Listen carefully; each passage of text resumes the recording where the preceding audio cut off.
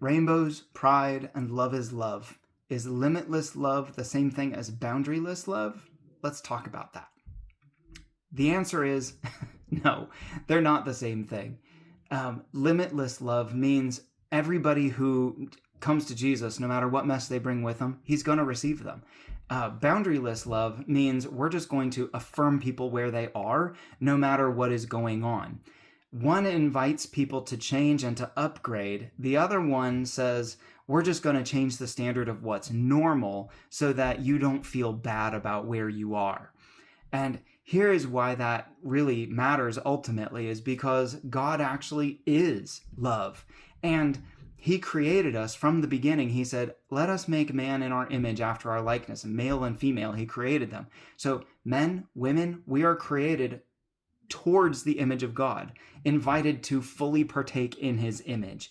It is a process. Like, it's not just something that we have, it's something that we grow in. The 4 times in the New Testament it says the work of the Holy Spirit in the believer's life is to conform us to the image of Jesus, to make us look like him, to build out his image in us. And so this is something we don't just have, it's something we grow in.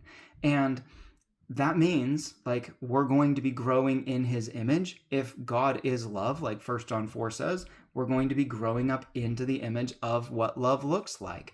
That means we can't just affirm where people are as, yep, we're just going to change the standard. The standard's going to be different for everybody. And the standard is just, we're going to accept you where you are because we don't want to make you feel bad. We don't want to shame you. We don't want to whatever. It's like, yes, we will accept you from where you are, but we will love you enough to not leave you where you are.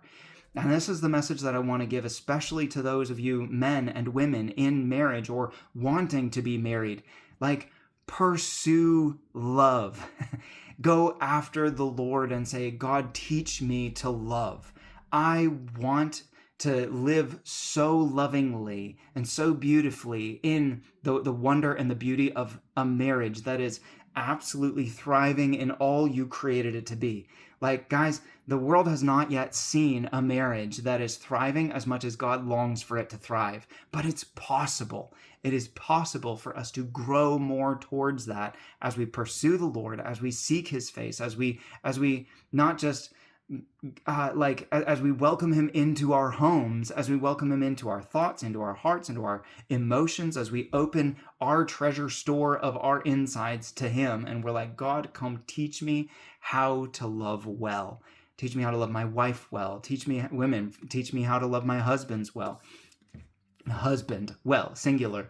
And as we do this, we are going to find that God has reserved a glory for a marriage that is between one woman and one man, one wife, one husband, that there is a glory when they come together as a man and a woman, as a husband and a wife, that loves each other, that thrives, that is going to put all of these fake substitutes that the world is trying to say are equal. It's going to show how unequal they are.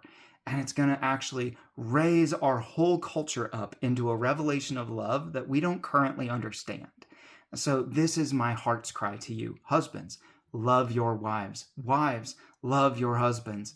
Build this up together. Invite the Lord into this, and let's show the world the power of the real, true design for marriage.